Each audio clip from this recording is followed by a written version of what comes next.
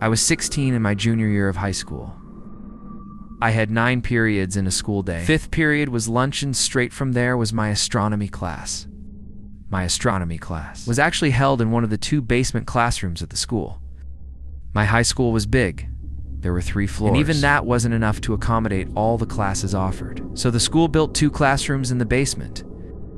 It was honestly kind of creepy down there when nobody else was around.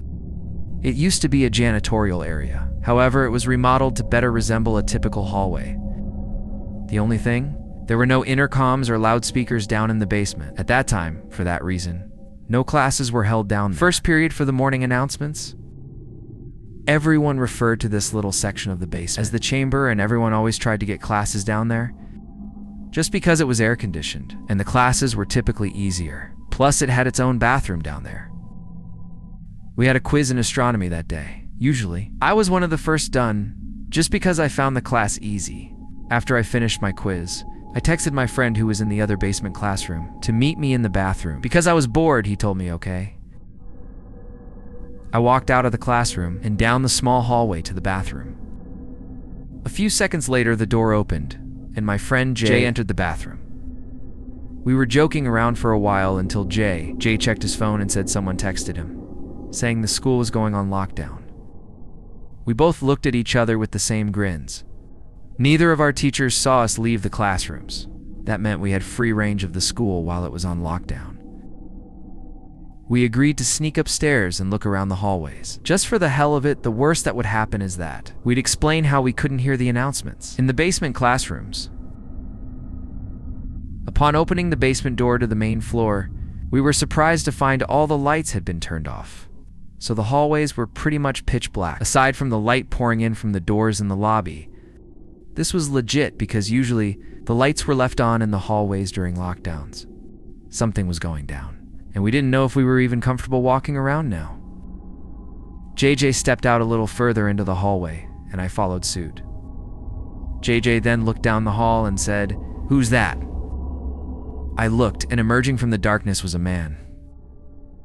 At first, we couldn't tell if he was a teacher or not, but as he got closer, we realized this guy wasn't dressed at all like any staff member. He was dressed like a bum. "All right, let's go," I told JJ as we hurried back down to the basement. He surely saw us, whoever he was. We saw both classrooms had their doors shut and lights off, so to avoid making a scene, we decided to hide in the bathroom. I shut the light first thing, and then we both went to hide in the corner stall. There was complete silence in the room. No ventilation, no heaters, nothing. Just the sound of me and JJ, breathing, and an occasional drip from the sink. The door to the bathroom suddenly opened, and light from the hallway poured into the bathroom. For a brief moment, the door shut, and the bathroom was once again pitch black. Me and JJ tried our best to control our breathing. The room was so silent that we could hear somebody walking over to our side of the bathroom. The person stopped and started breathing really heavily, as if they were out of breath. Me and JJ were both scared to death. JJ did something very dumb. He whispered in my ear, "We have to crawl out through the other stalls." The room was so silent, however, that even JJ's whisper could be heard from across the room. The heavy breathing outside the stall stopped, and the person tried pressing the stall door in. That was when I whispered, "Go to JJ." We both crawled under the sidewalk to the next stall over, and then the next stall, and then finally out to the other side of the bathroom. The person was now full on banging on the stall door. Me and JJ hopped up off the floor, opened the door, and as the light filled the room again, we saw the guy from upstairs in the corner. We pounded on the door to JJ's class. The teacher let us in within seconds. JJ explained everything as the teacher locked the door, mentioning a gun sticking out of the man's pocket. I was shocked to hear this because I didn't see a gun, but I went along with it anyway.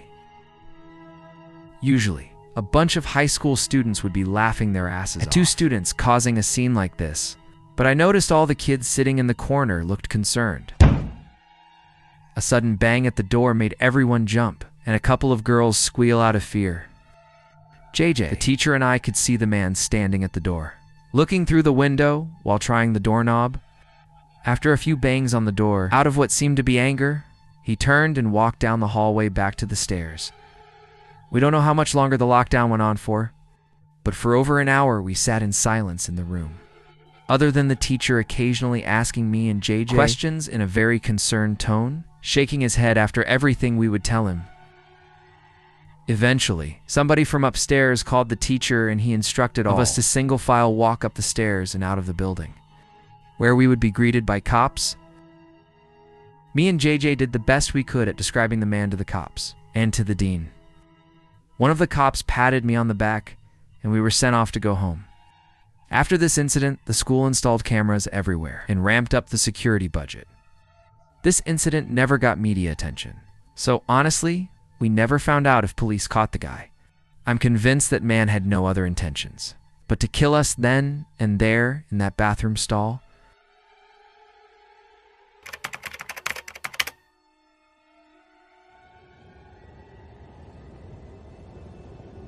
I'm a retired New Jersey police officer. Throughout my 20 years in the force, the most disturbing call I ever received was for a school lockdown happening at a nearby middle school, of which I'll leave out the name for legal reasons. It happened on a stormy, dark day. My car number was called on the radio to respond to a lockdown, where a suspicious-looking man was seen stepping out from a white van, parked behind a school, and walking into the back door by the boys' locker room. I pulled up to the back parking lot of the school, right next to the white van. Nobody was inside, and all the doors and trunk were locked. I opened the red back door that entered into the gym hallway, right by the locker rooms. The main lights had been turned off, so the whole inside of the school was dark. I unholstered the flashlight from my belt and used it to navigate the halls. I made it to the lobby of the school, where a woman emerged from the front office, quietly telling me to check the boys' locker room, but to be careful because the person might be armed. I called for backup on my radio and was assured backup was already on the way. I made it back to the hallway. I entered from where I found the boys' locker room, right next to the exit. I pushed it open very quietly. There were no windows in the rooms. Therefore, there was no light whatsoever in that locker room. Only the light provided by the flashlight. There was a white noise in the room, some kind of vent on the ceiling blowing air. But even over that, I was hearing faint scratching type noises, or little dings on the locker doors from the other side. I was supposed to make my presence as a police officer known, but honestly, I was just too scared. The tension in the room was insane. I held my flashlight in one hand and my gun in the other. As I snuck to the other side of the locker room, it seemed like wherever I was in the room, the dings and thuds would be coming from the other side. I was standing in the corner of the locker room, right by the door to the bathroom, when the sound of someone slamming a locker door from another room made me jump out of my skin. I went in the direction where I heard the slam, to find out that it was from the boys' football team locker room. There was no door separating the main locker room from the football locker room. The lockers in here were also 3 times the size. I finally had the nerve to make my presence known by shouting police. After shouting, a kid started screaming help from somewhere in the room. It was very muffled though. The kid pounded on a locker door on the other side of the row I was in. When I found out that the boy was trapped inside of a locker, I felt sick in my stomach. I told him I'd be right back, once again calling for backup while running outside to where the white van was. It was gone. My biggest mistake was not getting the plate number. First thing, I told this batch to be on lookout for a suspicious white van. I ran back into the school and instructed the staff in the front office to end the school day, to send somebody with a key to the locker room to get the boy out of the locker. The boy was held by the man with a knife on his back. As I speculate, the man was quietly trying to get the 12-year-old boy to his van. The boy was bleeding on his arm from the man cutting him while resisting. The man's van was spotted a week later in a 7-Eleven parking lot, where he was arrested after being properly identified. For you. I was staying in a Hampton Inn in New Jersey when I was visiting Rowan University, a college I potentially wanted to attend. My family couldn't come with me, so I was on my own. After attending campus tours, I went to get a bite to eat at a nearby restaurant, and then went back to the hotel at around 8 p.m., planning on going back to campus again the next day. About an hour after returning to my room, a strange alarm started going off in my room.